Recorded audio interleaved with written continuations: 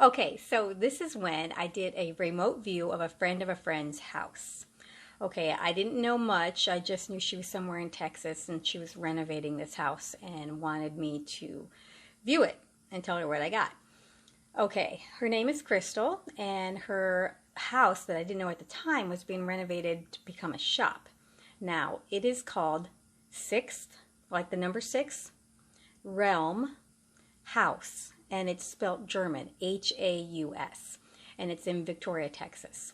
Okay, so it's a metaphysical shop. It's got all kinds of amazing things. I think she even rents out the space now for paranormal investigations.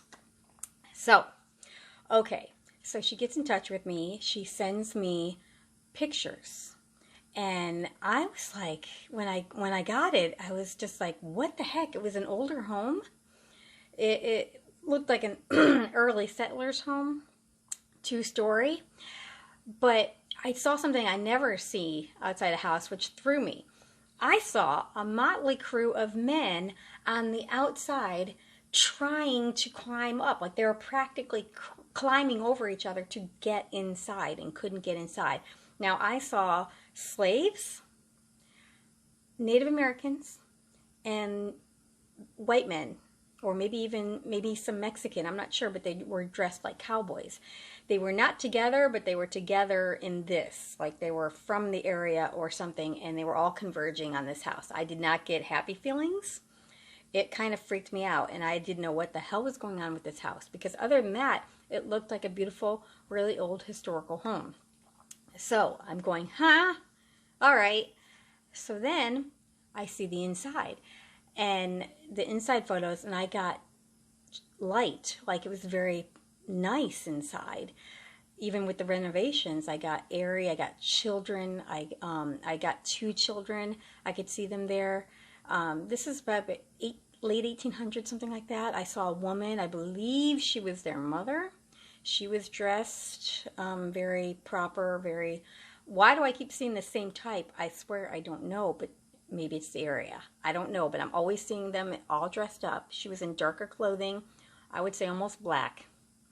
And she had the collar, dress, Victorian, everything. And she was looking out a window very forlorn. And she was just staring out this 2nd-story window. And at first I didn't understand why. She wasn't necessarily sad. Maybe a little sad. But now I realize maybe she was helping keeping the men at bay, or making sure they didn't get in. Or maybe she was worried that they could get in. So I was a bit confused on the whole thing. I mean, everything was not making sense. And, by the way, she did something, and I always say this, I'm like, they never do the same thing twice. No reading is the same. Yes, they do. The Woodbine Mansion, the woman, the previous owner that died, came and met me at my house and dressed me before I went through the walkthrough. This lady did something very similar, and I didn't understand that. She met me before I looked at the photos. Like she came an hour or 2 before, I believe, the same day. And I was like, what is going on? I didn't understand that at first. So what happened is, after doing the reading and everything and getting to talk to Crystal and everything, I made the connection then. She was trying to communicate with me by using a similar story, that she was like the Woodbine Mansion owner, that she liked what this lady was doing. She wanted her to protect her house. She was wanting her to make it nice, take care of it, because I got the feeling that that's all that lady was there for, is to take care of her home. And she just wanted to make sure it was okay. And she wasn't going to leave and take her children with her until she knew it. So I told Crystal all that, and I asked her, are you doing protection on this house by any chance? And when I told her about the motley crew, and she goes, yes. So they've been saging, they've been doing all the things. I'm not even sure everything that they've been doing, but they've been doing it right. I know that, because I think there's even something in the yard as a protection that her sister may have given her.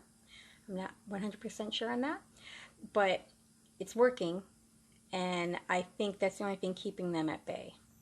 So I explained all that to her, and that's when I realized, she was like, okay, this owner, very confusing for me to tell it as for you to hear it, I think. This lady was trying to say, we're all nice in here, and we want you to take care of this mansion.